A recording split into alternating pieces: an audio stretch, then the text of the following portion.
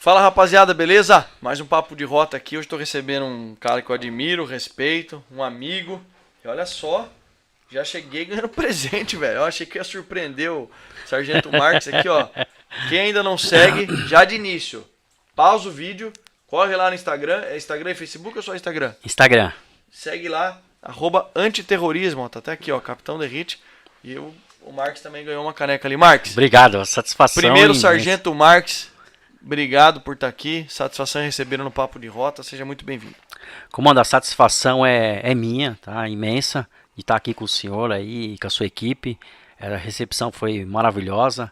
Estamos aí para dividir conhecimentos aí, trocar uma ideia para a galera saber um pouco desse universo aí, dessas questões do terrorismo internacional e algumas coisas aí sobre as organizações criminosas ultraviolentas e falar um pouco sobre domínio de cidades. Bater esse papo aí. Pra mim é uma satisfação, uma honra, mais uma vez. Porra, toda nossa. Antes da gente entrar nessa pauta, que é a tua especialidade, você estuda, lê muito, publica sobre antiterrorismo, queria que você falasse um pouco da tua história na polícia. Quando que você entrou, como que foi que você decidiu, falou assim, pô, eu quero ser policial militar, como que isso surgiu na sua vida? Bom, essa aspiração de ser policial partiu já desde os 5 anos, né, porque meu pai era comerciante lá em Santo André.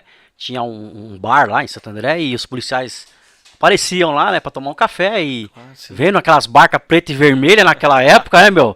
O cinturão baleiro. Nossa. Então isso aí é uma coisa que me impactou e já desde aquela época eu já tinha essa vontade de ser policial. Quando atingi a adolescência deu uma caída um pouco, mas aí depois voltou novamente aquela vontade de ser policial. E aí eu ingressei na instituição em 96, eu sou 96. Antigo, pô. Já tem uns dias, né? 20 e quantos anos de polícia? 25. 5 anos de polícia. É pra 26, né? Show. E, bom, fiz a escola lá no Escola de Soldados, né?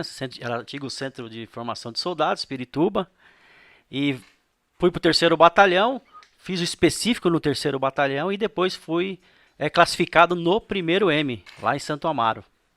Que tô lá até hoje, né? Praticamente até hoje. Então, isso que eu ia te perguntar. Sempre 1º e 22. Caramba, a vida toda Zona Sul. Zona Sul. E você nunca quis voltar lá pra Santo André, pra ABC, que é a tua área? Não. A área lá, me apaixonei pela área, pela Zona Sul região. É carregada, muita ocorrência, né? O início de carreira meu, tive um tempo na rua, depois fiquei um tempo administrativo, aí voltei novamente pra rua e aí tô até o ano retrasado, né? Ano retrasado, tava no tático do 22, tivemos uma ocorrência lá de resistência, e aí fui afastado, a equipe foi afastada, e estou hoje na comunicação social do 1º Batalhão. Do 1º M, né? Do 1º M. Comunicação social, que é o setor que faz ali relações públicas, relações e tal, públicas, interno, externo. Mídias sociais, valorização do policial, toda essa parte aí, tá cuidando, importante demais, muito. E quando que na sua trajetória na polícia você começou a despertar interesse para estudar sobre o terrorismo, o antiterrorismo? Como que foi isso aí? Eu estudo assim o Oriente Médio há pelo menos há uns 10 anos, estudando o Oriente Médio. Em 2018, eu recebi um convite, assim, aqueles convites que você fica meio que pé da vida, né? De ir lá para a Escola Superior de Sargentos para fazer um estágio, né? Um estágio, uma semana, e a matéria chamava EALOP, que é o Estágio de Aperfeiçoamento e Liderança Operacional. E nessa época, nas aulas que teve lá, eu tive a honra, o prazer de ter conhecido o Major Aguilar, hoje Major Aguilar, do Comando de Policiamento de Choque. Sabe tudo, né? Sabe tudo, foi meu professor. E dentre essas matérias que tinham lá, a matéria dele justamente pegou na parte de terrorismo. Então, o que aconteceu? Isso juntou a parte histórica que eu já tinha conhecimento e casou, né, com essa parte técnica dele. Então, foi aonde que bateu assim, pô, eu preciso me aprofundar mais ainda nessa área. Aí passei a dar aula lá no CPA-M10 sobre gerenciamento de incidentes e crises, né? E fiquei um ano, aí passou 1 ano e meio, aí veio a pandemia. E aí as aulas aí acabou, o ELOP acabou. E aí foi quando eu sou muito recente na rede social, coisa de 1 ano e pouco. Aí decidi fazer o Instagram e tô aí até hoje com o Instagram e fazendo as demais, publicações, graças a Deus. Rapaziada, eu tô falando porque eu sou seguidor, viu? Não tô fazendo média, não. Eu sigo já tem um bom tempo já. Obrigado, fazem um excelente trabalho. E agora, o que Obrigado. você pode contextualizar a gente na questão do terrorismo no mundo e no Brasil? O brasileiro tem que ficar preocupado? Tem célula terrorista aqui no Brasil? Como que funciona isso aí? A gente precisa voltar um pouco no contexto histórico, né? Principalmente aonde? Vamos voltar lá em 2001, após o 11 de setembro. Quando aconteceu os atentados de 11 de setembro, ali foi uma coisa assim que mudou toda a dinâmica de segurança pública, toda a dinâmica da segurança e defesa do mundo, né? Então, a partir dali, aquela questão da paz Westfália, que a gente fala da guerra, do contexto Estado contra Estado, ali já começa a cair. Ou seja, que o Estado começou a se preocupar?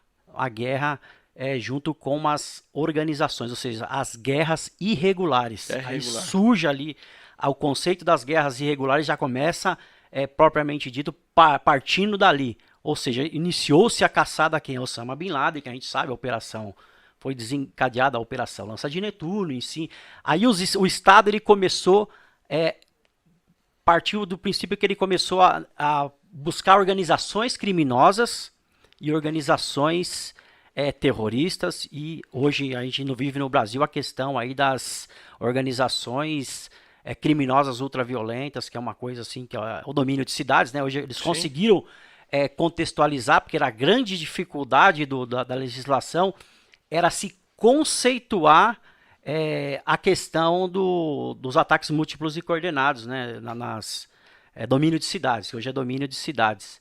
Então, hoje pacificou, né, esse contexto, e hoje a gente vê aí algumas ações, principalmente da polícia, tendo êxitos assim fantásticos. A última foi do 12º BAEP, quando as ações lá do Novo Cangaço pairaram pela cidade, aquele congelamento de cidades, Araçatuba, e eles tiveram uma atitude assim fantástica, e a gente percebe também que esse nível de ataque realmente caiu, tanto em São Paulo como no Brasil. A gente percebe isso daí.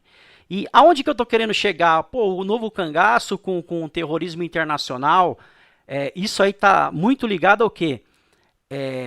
As ações propriamente ditas, né? As ações são muito semelhantes às ações do terrorismo internacional.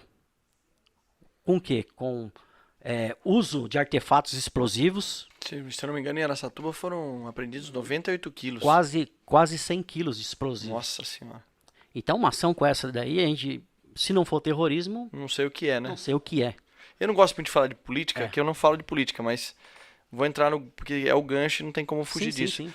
Eu fui o relator de um projeto de lei na Comissão de Segurança Pública, PL 49, que alterou a tipificação do terrorismo no Brasil. Antigamente, só era considerado terrorismo se fosse cometido em razão de xenofobia, etnia, raça ou religião. Isso. Nós alteramos 28 projetos apensados, ou seja, que estavam ali juntos, juntamos tudo num só e fiz um relatório. E ações como a de Araçatuba, de Criciúma, de Botucatu e tantas outras que a gente já venceu aqui, passam a ser, esse chamado Novo Cangaço, passam a ser considerados crimes de terrorismo. Porque na prática, na tipificação penal, é um roubo, uma formação de quadrilha, majorado por uso de fuzis e tal. Não, terrorismo. Agora passa a ser terrorismo. E o senhor complementou muito bem. A gente percebe a questão da legislação. A legislação 13.260, né, que é a lei de terrorismo no Brasil. 2016. De 2016. Ela surge aonde?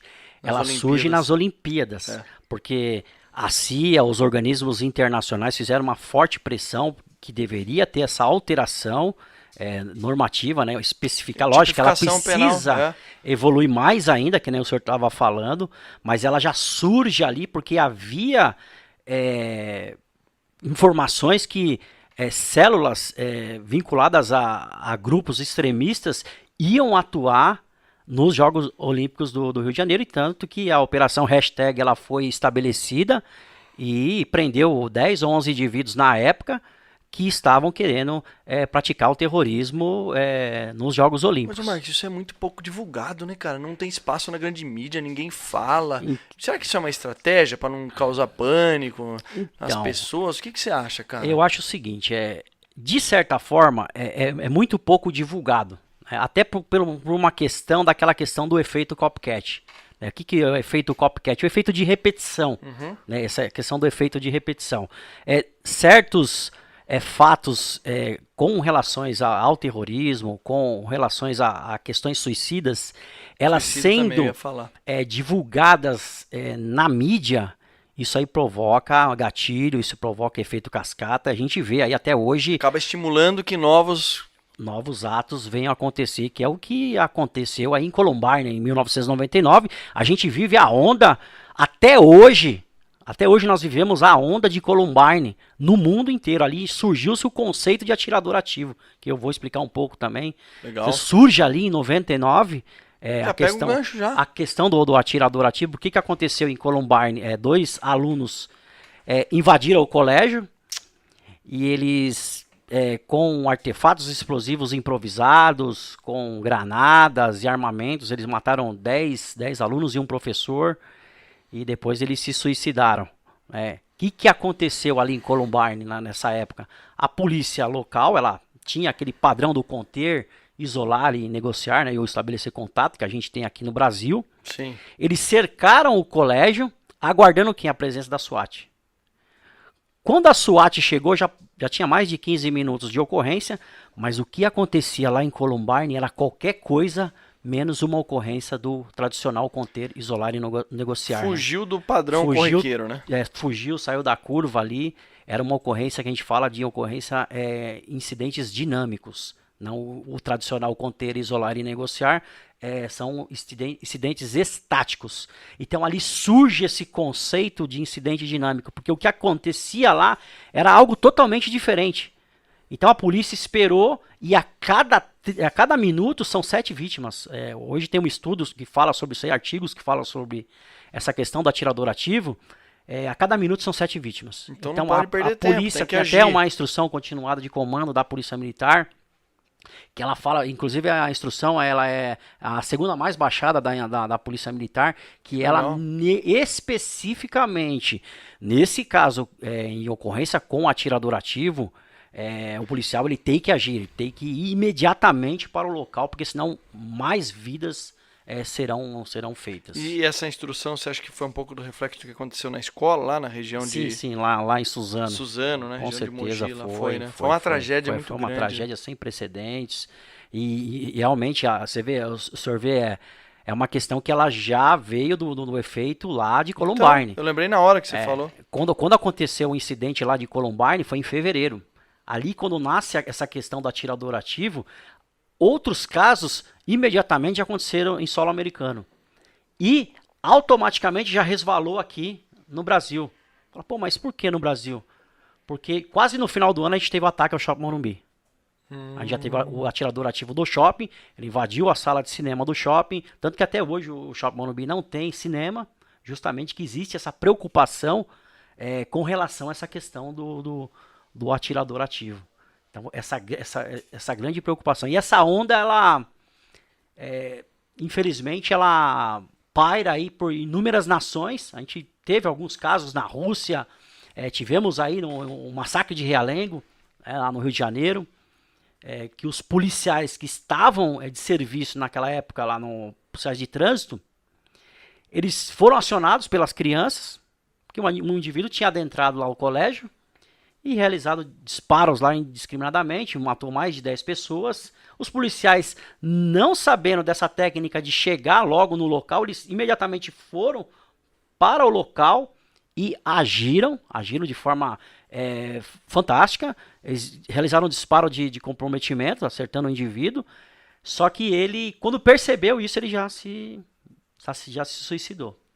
Caramba. Então, todo atirador ativo, a maioria das ocorrências de atirador ativo, eles são suicidas. Termina com suicídio, né? Com suicide. Caramba, cara. Eles são suicidas.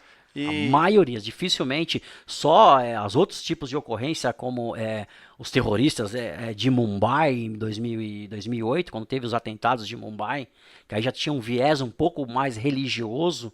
Tá. Eles estavam em vários atiradores ativos, né? Diversos atiradores ativos, com jalecos bomba, eles estavam com granadas, fuzis paramilitarizados.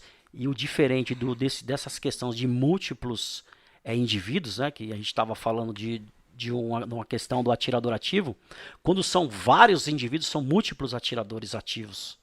Então o objetivo deles qual que era? O viés era religioso e o viés político, e a agenda programada era de cidadãos de nacionalidades diferentes, de outras nacionalidades, europeus, americanos, tanto que essa ocorrência lá em Mumbai, lá na Índia, demorou 3 dias. Nossa. 3 dias de ocorrência. O chefe das operações de antiterrorismo da Índia, ele foi morto nessa ocorrência. Então foi uma ocorrência que ela também saiu da curva na época, tanto que o Departamento de Polícia de Los Angeles mandou uma comissão para lá para fazer o estudo de caso, né?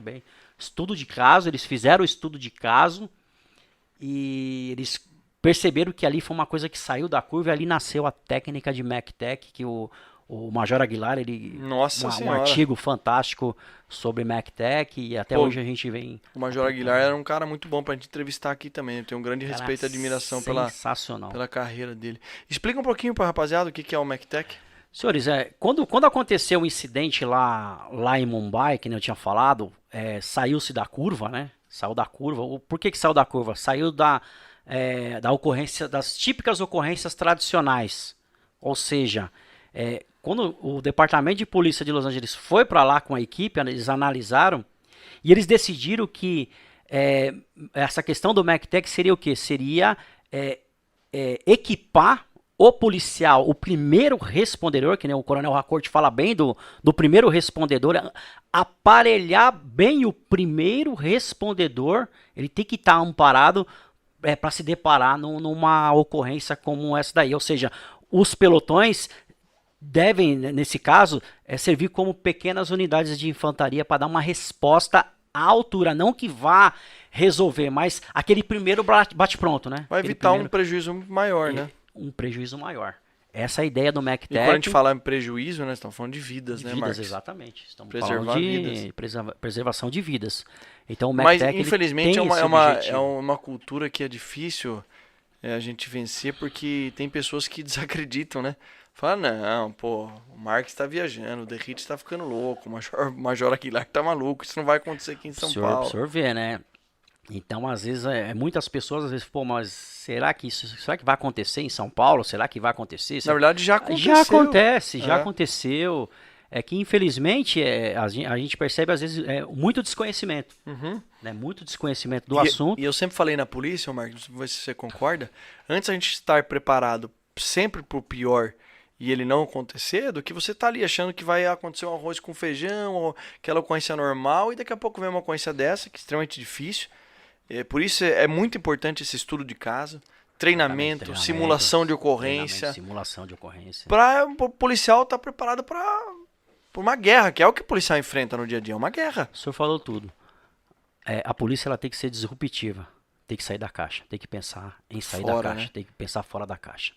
Porque a gente tem que estar sempre com o senso de previsibilidade lá nas alturas, sempre lá em cima. Porque a gente não sabe o dia a dia. Hoje a gente vive esse conceito aí saindo do universo VUCA, né? Que surgiu, o conceito de VUCA, que é aquele conceito de caos propriamente dito, que surgiu esse conceito lá no início da década de 90 pelos americanos, que seria a questão lá dos ambientes voláteis, incertos, complexos e ambíguos. E aí ela ganhou um pouco de uma relevância com a 4ª revolução industrial, com a internet, esses meios que a gente... Você viu aquela filmagem que o cara faz uma live e entra num templo, matando todo mundo lá, cara? Uma coisa assim negócio bizarro, hein, meu? Exatamente. O cara troca carregador e troca de novo. Numa mesquita. Então... É isso, porque o cara fez ali programa, ele fez uma transmissão ao vivo. Exatamente. Então a globalização, a transmissão, a conexão pro mundo inteiro... acabou sendo um chamariz também, né? O senhor tem razão. E o terrorista, né, as organizações terroristas, elas usaram muito a internet, principalmente o Estado Islâmico, ele usou bastante essa questão da internet, das mídias sociais, tanto que execuções eram praticadas ao vivo, parecia coisa de filme, né? A gente via aí, parecendo coisa de filme. Eles tinham todo um aparato tecnológico, inclusive, eles tinham aplicativos.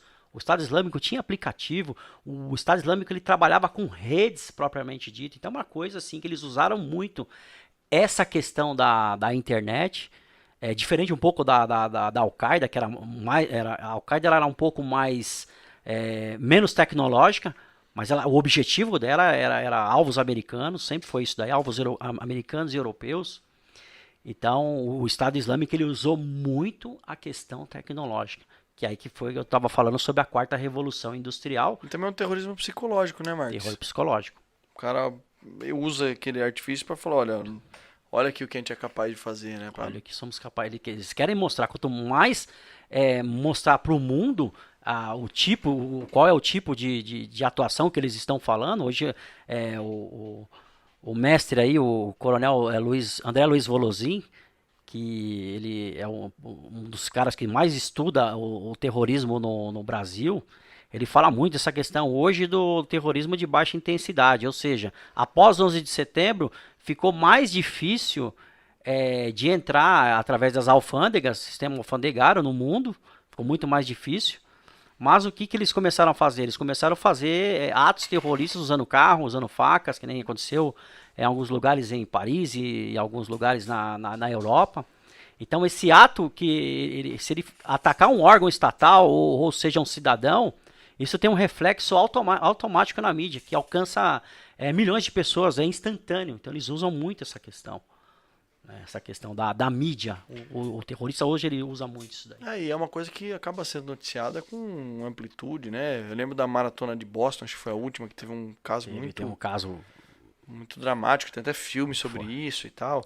E é uma das maratonas mais visitadas em termos de turismo, né? Esportivo no mundo. E aquele atentado eles escolhem datas específicas. Pô, o World Trade Center era o símbolo do capitalismo norte-americano. Do capitalismo norte-americano, você falou tudo. E agora, como se preparar, o Marx? Como encarar esse desafio? Como se preparar? Como se conscientizar os nossos policiais desse problema? Acho que esse papel que você faz de conversar sobre o tema, de tentar alertar, de educação, de estudar, é fundamental. É um tema que é novo, né? Assim, no Brasil a gente vem, assim, em termos de passar para a ponta da linha, propriamente dita, é novo, né? E o que o policial precisa hoje? Primeiramente, saber que isso existe e capacitá-lo. Capacitá-lo belicamente, não tem outro jeito. Claro. Você dá uma resposta para um ataque terrorista, tem que ser de forma bélica, à altura, não tem como. Não tem como você ir com a tonfa em cima de um cara que está disposto a tudo. Então, aquela porcaria lá de arma de choque elétrico, vá tomar banho, tá de brincadeira comigo. Mas não a gente percebe aí a evolução, principalmente da Polícia Federal na questão de investigação. A gente percebe que, juntamente com o Homeland Security, que é a FEMA, né, a Agência Internacional Americana sobre Gestões de Emergências, e eles estão fazendo um trabalho fantástico, uma ponte aqui com o Brasil, e já teve, assim, desses últimos tempos aí, inúmeros suspeitas de ataques em escolas que foram interceptados pela nossa polícia. Caramba, vários que legal. ataques. A polícia está fazendo um trabalho fantástico. Poxa, Polícia Federal, legal. junto com a Polícia Civil, com a Polícia Militar. A gente vê aí, Brasil afora, sempre tem... É o que você falou, né? Acontece um incidente, desperta o gatilho num cara que tá lá querendo fazer também. Só que nisso a polícia tá fazendo um trabalho investigativo, preventivo. E quando realiza uma prisão, eu sei que em Brasília teve uma. Agora que você falou, eu vou falar porque isso saiu na mídia. Brasília recentemente teve um caso assim. Só que isso não é noticiado para não gerar um novo gatilho e estimular os tentantes aí, né? Algumas coisas eu nem publico na página, né? O senhor vê que a página, o pessoal percebeu, né? Que a página em si a gente não coloca lá. Até porque se for colocar coisa pesada, o Instagram vai derrubar, com certeza. Até por uma questão ética também, né? Claro. E uma questão, a gente tem que ter essa preocupação de não estimular. Fazer o contrário. O policial tem que conhecer, né, as pessoas de bem. Não só o policial, que esse conceito de segurança e defesa hoje, no mundo, ele tem se amplificado. Não só a polícia carregar o piano, mas todas as polícias, a gente pode até incluir aí as guardas municipais. Opa. A gente tem que incluir aí a segurança privada. Fundamental. E todo o cidadão de bem, ele tem que estar de olho. Ele tem que somar com a segurança pública. Saber identificar, identificar. A gente percebeu aí nos últimos tempos também esses constantes roubos em alguns shopping centers. Sim. As pessoas correndo. Parece... É um terror.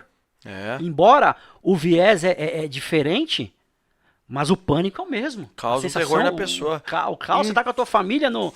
Né, comando? Você tá com a família no shopping, de Em repente... tese você tá se sentindo protegido. Teve um em Sorocaba recentemente, minha terra natal lá. Sorocaba. Não vou falar o nome do shopping, Sim, mas sim, sim. o pessoal sabe qual que é. Sim. E aí gerou um... Exatamente, eu recebi muita mensagem, vídeos e tal. Complicado, hein, Marques? Então o policial ele tem que se capacitar, ele tem que entender que Concordo. isso aí existe, ele tem que estar preparado. E é o primeiro cara que eu ouço falar da questão da segurança privada. Os nossos vigilantes patrimoniais também têm instrução a respeito disso, saber identificar. Eu acho que assim, segurança pública tem que ter um trabalho conjunto, né? Conscientizar a população, chamar para dentro do processo, capacitar segurança privada, guarda municipal, polícia civil, polícia militar, polícia rodoviária federal, tem que estar todo mundo junto no mesmo barco e remando para a mesma direção.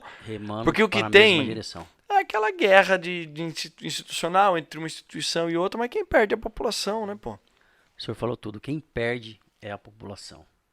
Então essa questão do conceito de segurança e defesa, que não tinha falado, ela precisa ser amplificada imediatamente. Né? Não adianta só ficar uma ou outra polícia trabalhando, sendo que inúmeras outras pessoas, outros órgãos poderiam estar ajudando a carregar o piano. Eu também acho fundamental. É fundamental isso daí. É fundamental. E como que você faz para se atualizar no dia a dia, Omar? Onde você busca informações? Eu busco informação. Eu vou falar real. Sim. Eu busco informação aqui, ó. Com certeza. Claro que a gente acompanha mídia internacional, os principais acontecimentos acabam. Mas quando, peraí, aconteceu um atentado. Deixa eu ver o que o Marcos escreveu, o que ele pesquisou lá. Aconselho você que está assistindo também a acompanhar.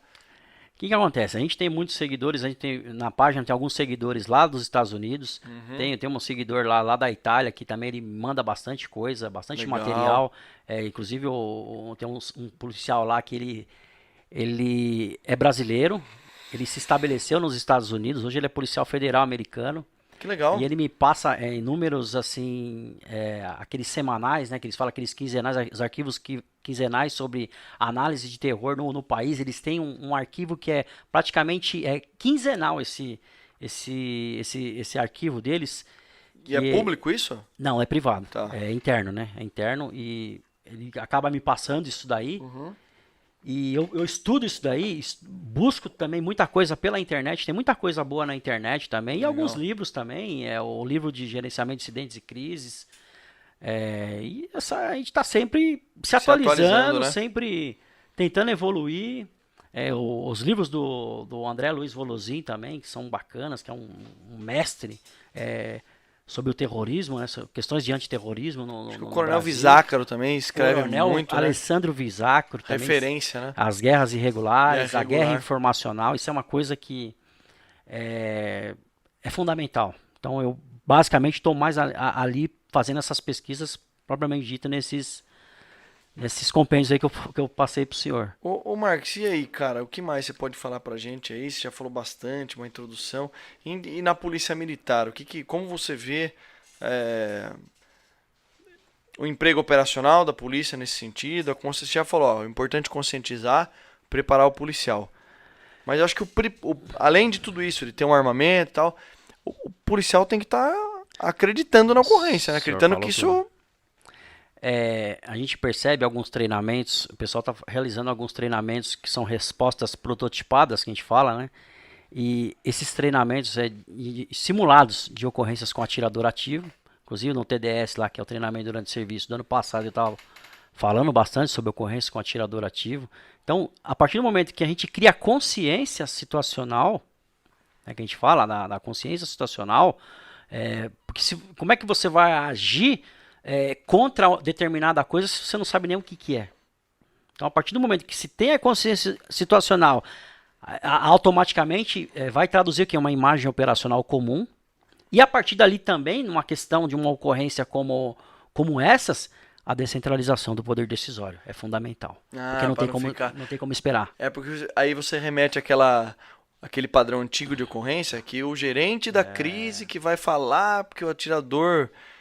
de precisão, o sniper pode, não pode. Opa, peraí. Ali, se o cara da ponta da linha não tomar a decisão, morre mais um, morre mais um, morre mais um. É isso. Exatamente. No artigo lá do Major Aguilar, ele fala bastante sobre isso daí. Não é a quebra da hierarquia.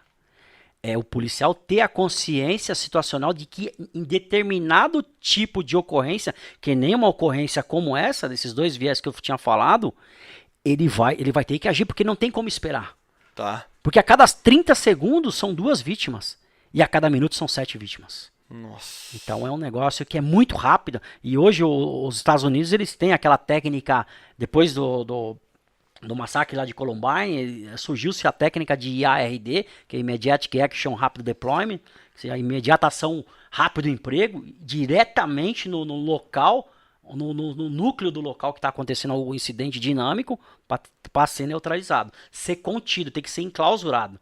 Porque o indivíduo, a partir do momento que ele não percebe a presença da força policial, ele pode tomar N atitudes. N probabilidades de atitudes. Aí entra naquela questão do efeito borboleta e incidente dinâmico. Uhum. Né? Ele tem N possibilidades de realizar um ato. Então, se ele não for contido, a partir do momento que chega o primeiro respondedor, que é o policial, que ele contém aquele incidente dinâmico, aí a partir dali já vira um incidente estático, porque o policial conseguiu conter e ele não vai conseguir evoluir. Ele vai ficar paralisado ali. Não sei se eu perfeito, consegui. Claro. Eu tô tentando ser um pouco mais menos técnico. Não, tá sendo muito mais explicativo. E nesse pessoal aspecto entender, né? é que eu defendo o direito individual do cidadão possuir e portar arma de fogo. Comando, o senhor falou tudo. Porque, assim, se a gente esperar só da polícia, nós somos policiais. Qual é o tempo? E não é culpa de nenhum policial, de nenhuma polícia, nenhuma instituição. O tempo médio de ligar 190, alguém que tá ali, tá no shopping, pô, o cara começou, matou um, matou dois. O tempo médio de ligar 190, acionar, cadastrar a ocorrência, despachar a viatura chegar, esse cara vai ter matado inúmeras pessoas. Inúmeras pessoas. Vem aquele jargão, pra parar um homem mal armado, só um homem bom, um homem de bem, armado. Treinado e armado. Armado. Então a gente defende porque o cidadão idôneo, desde que comprovado sua capacidade técnica, exatamente. Psicológica, o passado que não o condene em termos de condenações ou suspeitas de crimes.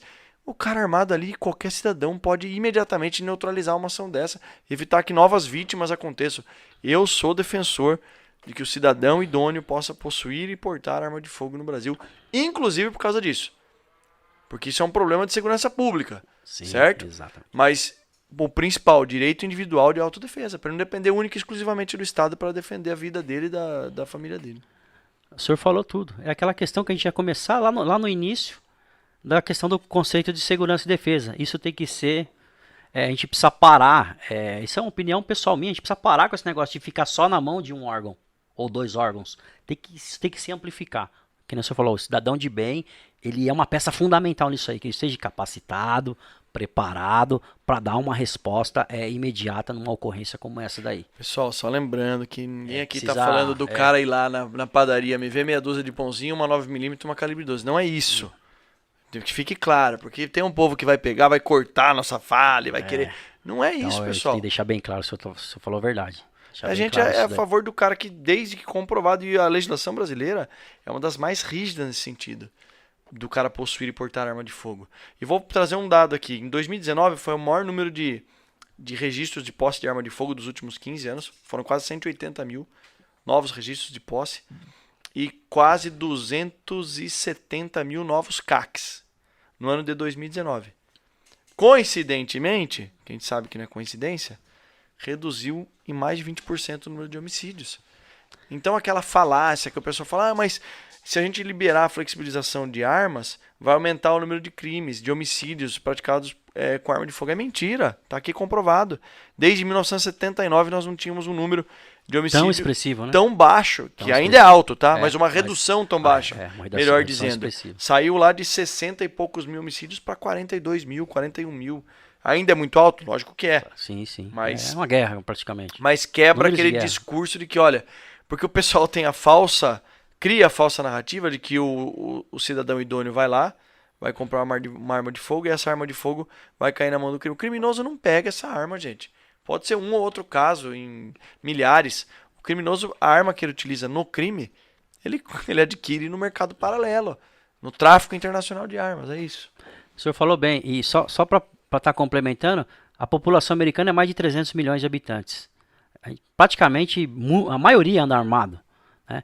Então esse discurso de que a arma é responsável por os ataques domésticos lá, que eles têm esse problema com ataques domésticos, esses ataques individuais, não só como questão nas escolas, mas em empresas, em shoppings. Você imagina, é muito pouco com relação ao tamanho de armas, ao tamanho de pessoas armadas no país. Então, isso aí não está relacionado com a arma em si. Isso está relacionado ao indivíduo. E outra coisa, quando a gente defende a possibilidade do cidadão possuir e portar arma de fogo, não estou obrigando o cara a comprar não, viu? Compra quem quer. Se o cara não quiser comprar, ok. Não compra. Eu sempre faço o seguinte comparativo. Vamos pensar que o ladrão vai tomar uma decisão. Tem duas casas aqui, ó. A casa do Marx e a casa do Derrite. O Marx, ele sabe que o Marx tem 2, 3, 4 armas na casa dele. Ele sabe que o Derrite está desarmado. Qual é a casa que vocês acham que ele vai entrar para cometer algum delito? Então é uma questão meio matemático, óbvia, né? Então ninguém é obrigado não, pessoal. Eu não gosto de arma. Tudo bem, tranquilo. Direito seu. Eu acho que a partir do momento que você entender com segurança, com técnica, aprender a utilizar arma de fogo, você vai querer uma, ao menos para ter na sua casa e defender você e sua família. Eu acho, né? Sim, sim. Marcos, eu acho que é o seguinte, cara. Espero que eu tenha trazido alguma. Você tá louco, algum conhecimento, demais, alguma o nosso coisa bate-papo. aqui pro senhor aí. Eu queria que você deixasse aí um recado final pro pessoal que acompanha, o pessoal que quer entrar na polícia. Tem muito policial que assiste a gente, muito.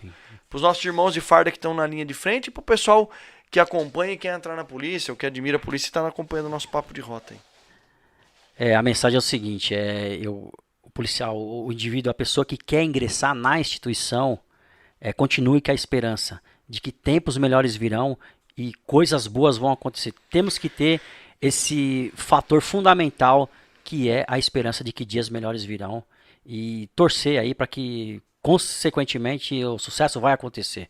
Então, não desista, continue tentando. Boa, meu irmão. Obrigado pela participação. Ô, comandante, eu só tenho que agradecer. Você tá louco. Vamos marcar uma live também no Instagram pra gente falar sobre isso, pra deixar salvo lá nas nossas redes. O assunto é muito... eu tentei especificar mais alguns pontos, mas é muita coisa pra gente... Por isso que eu falo, tem que seguir o cara lá.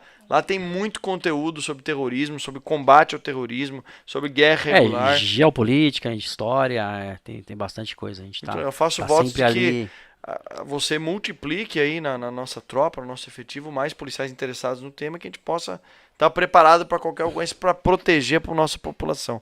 Obrigado, meu irmão, pela participação. Eu agradeço aí demais pela oportunidade e agradecer esse público que o senhor tem aí maravilhoso aí e muito obrigado. Muito obrigado, tamo junto. Agradeço demais. Valeu, Marquês. Valeu, comando.